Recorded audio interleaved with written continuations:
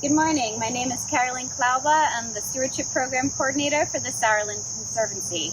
Today I'm with Kristin Winters of the Hunterdon Land Trust, and she's going to tell us about a project that's going on right here. Hi, I'm Kristin Winters. I'm with the Hunterdon Land Trust. We're an organization that preserves land throughout Hunteron County, farmland and open space. I'm the land steward at Hunterdon Land Trust, so my job, some of the things that I do are to come out on our properties, to monitor the properties, make sure that they seem healthy, or if there are things that we should be doing to help take care of them, and to do some projects along those lines to help take care of our properties and make sure that we're trying to preserve the ecology of the site.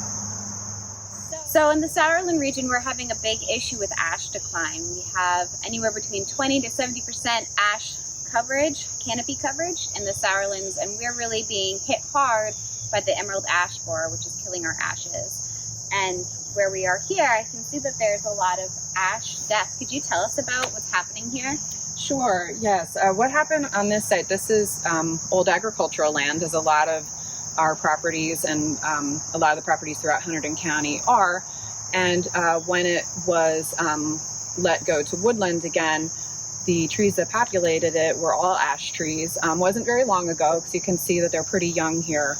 And then unfortunately, the emerald ash borer came in, and that meant that all of the trees in this whole section of the preserve started dying. So as you can see, there's really hardly any canopy left. We've got a few red maples and other trees in here that are still providing a few leaves. We got a pin oak over there, but all of the ash are starting to go, which of course then lets invasives come in, takes away habitat for wildlife, takes away the stormwater management capabilities of this part of the property, and it basically isn't a woodland anymore. So what we're looking at here is a woodland on its way out, and we were trying to figure out how to help that woodland get started again. Actually, we're in an ecological floodplain here for the Capelong Creek, which is right down the slope that away, and that goes to the Raritan River, so we're in the Raritan River watershed. And so with that, we qualified for a Roots for Rivers grant from the Watershed Institute and the Nature Conservancy. They were really super, and they helped provide the funding for this project, the plants, and for the tree protection, because of course we got a lot of deer on the property who would love to eat these. So we got all of our supplies through this grant from the Roots for Rivers program. Did you have volunteers come out and plant these trees, or was this all on you? Okay, that's a great question. So with the pandemic, we actually were planning to get a corporate group in here. We have some really great corporate volunteer groups that help us out. And we were getting all set up to get them coming in here. And then, of course, the pandemic hit. And so we couldn't do our big volunteer events anymore. So I luckily have a very willing family.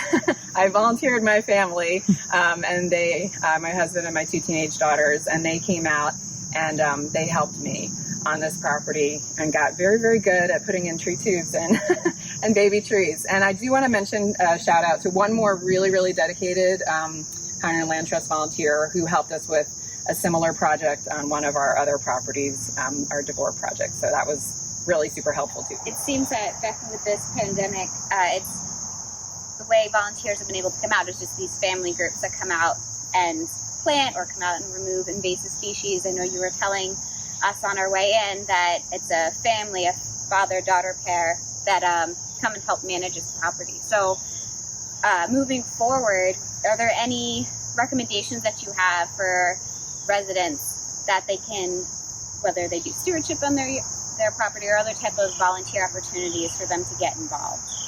Sure, yeah. So like I mentioned, we do have a volunteer who's been helping with some other projects because he feels comfortable doing projects on his own. And we actually have this summer signed up some people to help out with volunteering who will want to just go walk the trails and make sure that they're clear, clip back anything that's growing into the trail, or let us know if they see anything that seems out of place, picking up trash, doing things like that. And then they can just go do it on their own, and we don't need to worry about the social distancing and all those measures for safety.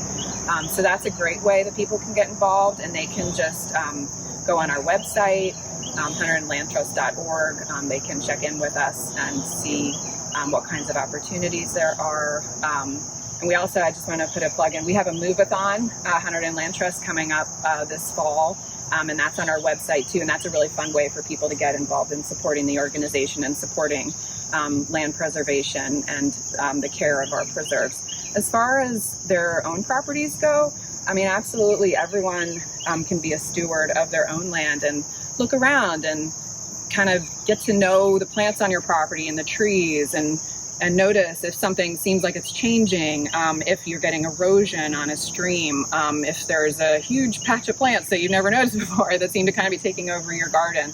People can always be keeping tabs on their own properties, because even I live on a pretty small yard myself, but you know, the more plants you're putting in there that pollinators can use, that the birds will use, that other wildlife will use, and again, we're managing stormwater by doing all of that helps the ecology, even if it's a small piece of property. And so everything that we can be doing on our own land is helpful, and a lot of people find it fun too. Thank you so much, Kristin, for having us. If you want to learn more about becoming an ecological steward and getting involved with the Hunterdon Land Trust or with the Sourland Conservancy, please make sure to email us. And you can check out our website at www.sourland.org or email us at info@sourland.org. And I hope you have a great day.